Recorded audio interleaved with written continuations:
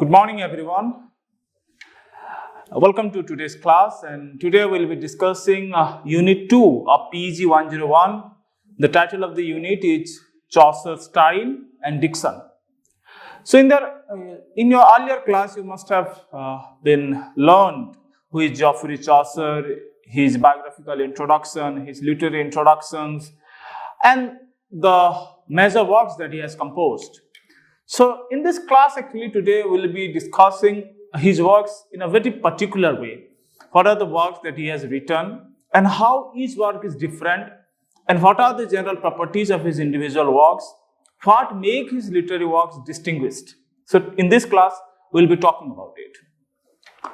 And after completing this unit, we will be able to analyze the evolution of Chaucer's poetic style, interpret the allegorical themes in works like the Roman de la Rose, examine Chaucer's social commentary through satire, and you will also be able to explore Chaucer's use of dream visions and narrative structures. So, in order to chronologize the entire works of Geoffrey Chaucer, we can categorize his works into three different phases, because he is the man who has composed so many works of diverse range. So, in order to synchronize it, we need to divide it into three different phases. So, as you know, Chaucer was born in the year 1340 and died in 1400. So, his span was the entire, the mid of the 14th century, from 1340 to 1400. So, the 14th century, what was the social condition of the 14th century England? That we must know. And how 14th century is different from its preceding age, that is the Anglo-Saxon period according to your history of English literature. So 14th century is generally remarkable for its church and ecclesiastical exercises. And ecclesiastical means biblical exercises. The society was greatly dominated, greatly ruled by the rules and the principles as prescribed by the church. And Chaucer, how Chaucer reacted to that kind of a society through his literary works, that is something very fascinating, because each single works is very democratic in nature, And how it is democratic? Because if we are in your later classes, you will be discussed about the Canterbury Tales in a very detailed way, but to give you a very brief introduction, we might say that the entire Canterbury Tales is a very diverse text in the sense characters from all walks of life participate in the Canterbury Tales. That's why Chaucer in a way is very democratic kind of a poet, very much contradictory to his own age that was very conservative and very reserved, because Chaucer was completely dominated in the entire era. So Chaucer how revolted against the fundamental practice of church. This is something very interesting and this is something very fascinating. So the first phase of Chaucer's life, that is from 1370 to 1380. So in this decade, actually Chaucer translated Guillaume de Laurus's The Roman of the Rose or Roman de la Rose. Actually, this is a French work, very much like a love story, a courtly love story. So this is Chaucer translated into English, and this introduced Chaucer to dream allegory and courtly love traditions. And what is courtly love traditions? You might be pondering over it. Courtly love tradition is the trend of literary works where love is very much idealized. Love is represented in its utopian form. Utopian form means everything is perfect and the male lover idealizes the lady one. For him, his beloved is the goddesses and he is the worshipper. So that kind of a very utopian and a very idealized kind of a love tradition is known to be as courtly love tradition. And as you know, the medieval English period, that is the 14th century, was also influenced by the French and the Latin literary tradition. And Chaucer was of no exception. Even though he is known to be as the father of English literature, but yes, he was very much influenced and he was very much moved by the works composed in French and Latin. And this work, particularly Roman de la Rose, was composed originally by Guillaume de Laurus, and Chaucer translated it into English. And the second important book of this period was the Book of the Duchess. It was an elegy. An elegy is, as you know, it is a sad poem written in the grief of the loss of someone who is very much close. And Chaucer composed this work, the Book of the Duchess, as an elegy for Blanche of Lancaster. And it is a book actually that combines dream vision with personal emotion. So there is a personal tone to this work, and how Chaucer generalizes it, how Chaucer universalizes it. This is something very interesting about the book. And adopts the love vision form to express grief and consolation. This is something very dark, very murky, where the references of grief is there and how grief can be overcome, how grief could be surpassed. So both the problem and the solution part, both dominate the work. And the other important work of this era, of this phase, was the House of Fame. And this particular work was inspired by Dante's Divine Commedia. Dante, as you know, was the exponential figure of the medieval Rome. And yes, he composed his magnum opus, the Divine Comedy. And while Chaucer was writing the House of Fame, he was greatly inspired by Dante's Divine Comedy. And this particular work explores themes like fame, reputation, and artistic immorality through allegory. So this initial phase of Chaucer's writing was very much allegorical by nature. And what is an allegory? Allegory is a literary device where abstract ideas are represented through symbols and images. So the earlier phase of Chaucer's writing, that is from 1370 to 1380, in this decade, in these 10 years, Chaucer's writings was very much allegorical and very much symbolic in nature. And other related works of the period were the Parliament of Owls and Prologue to the Legend of Women. So in this era, Chaucer's poetic style was a very blended one. It was a blend of both French Romanticism and Italian humanism. And as you know, Chaucer was inspired of both the writers of both the group, both the French writers as well as the Italian writers. And who are the French writers that influenced him? Those were Moccao and Loris. And the Italian writers were Dante, Petrarch, and Boccaccio. And as you know, his magnum opus Canterbury Tales was also been inspired after Boccaccio's The Decameron. And the key stylistic features was the use of dream vision framework, personification of abstract ideas such as love, fame, and fortune, natural realism in settings and characters, irony and humor interwoven with moral insight, and at last, mastery of metrical variety and rhyme royal stanza. So these are the key stylistic features of Chaucer's writings. And what is a dream vision framework then? A dream vision framework has very psychological denotation. How character dreams and how a character is involved in his dreams, and that dream actually saves in his character building. This is something known to be as the dream vision framework. And what is personification?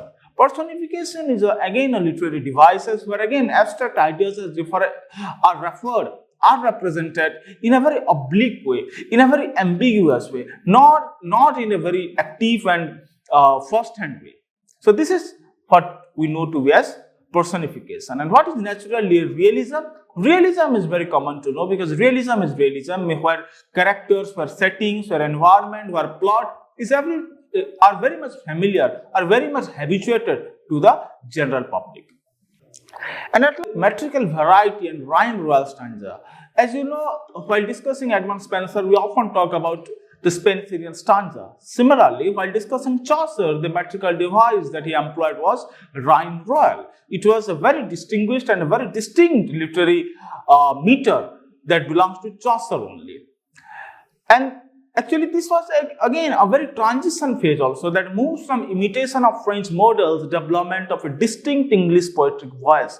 Because 14th century and with Chaucer, things started to transform. And there was a transition took place. And what was the transition? That when French and the Latin models started to transition into English. Even though Chaucer was influenced by the French writers, even though he was influenced by the Latin writers like Dante and Petrarch and Boccaccio, but yet he transformed his plots, their narratives, their anecdotes into very much of an English style. That's why he is rightly called to be as the father of English poetry. Then the second phase of his works, that is from 1380 to 1386, this is the second phase.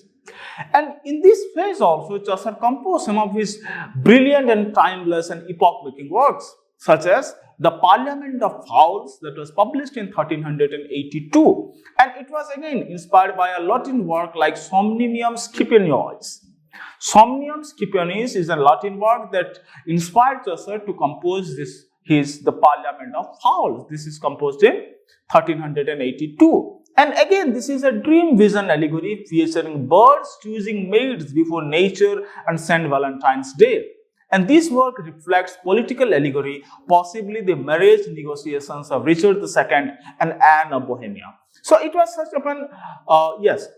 an obituary kind of a poem where the references are very much to the royal people like Richard II and Anne of Bohemia. And other works are Boethius' Consolation of Philosophy. Boethius was a medieval philosopher and his brilliant work was Consolation of Philosophy. Chaucer translated it into English. And other work is The Legend of Good Omen, that was begun in 1386.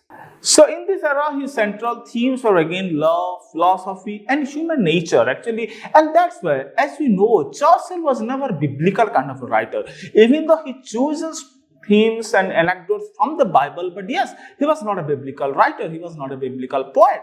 His writings was very much addressed by the democratic ideals and democratic values such as love, philosophy and the basic fundamental human nature. The persons around him, the society around him, the locations around him, the persons around him. So he accumulated them and then incorporated them, their life, their nature, their environment into his literary works. That's why Chaucer is very much democratic in spirit.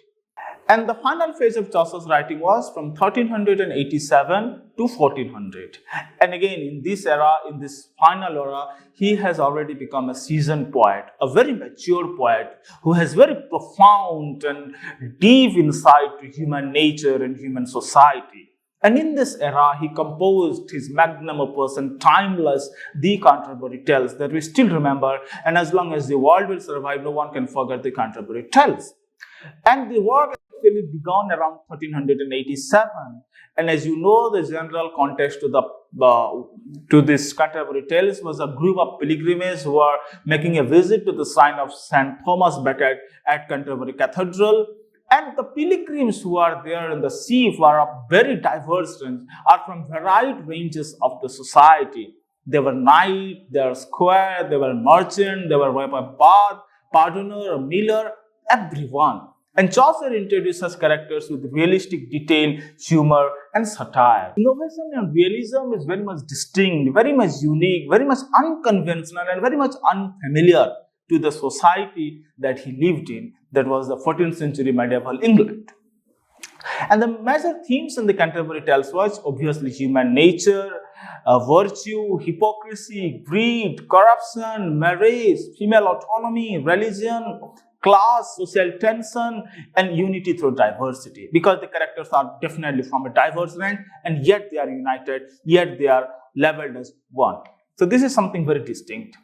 So in order to conclude, we might say that Chaucer combines vivid realism with refined poetic structure. His language bridges Middle English and the emerging modern English voice that will dominate in the entire Renaissance period. Actually, Chaucer was the pioneer. Everything emerged from Chaucer. And he was also the master of the iambic pentameter and rhyme royal, as we have discussed it already. His rhythmic flexibility and natural speech patterns give his verse lifelike flow. He also integrates storytelling with lyricism. Poetry serves both aesthetic and moral purposes. His purpose was twofold, both entertaining as well as didactic, as well as very much instructive. The Canterbury Tales reflects a balanced union of poetry, psychology, and social insight. And his poetic voice combines sympathy with satire, presenting humanity in all its complexity, because his characters are not simple. Even though on the surface ground they appear to be very simplistic, very naive, very novice, but no, they have a very complex and a very layered character. They are not very superficial and very mundane characters. No, they are very paradoxical, very complex. And he also balances moral reflection with delight and laughter, mastered multiple genres, romance, fabulae, allegory, and sermon with equal skill. He created a microcosm of medieval life through diverse voices and tones. So this is all about today's class. And in this class, we discussed especially the style and the narrative techniques of Chaucer that prevailed in all of his major works. So I hope you understood it, and we'll meet in the next time. Bye.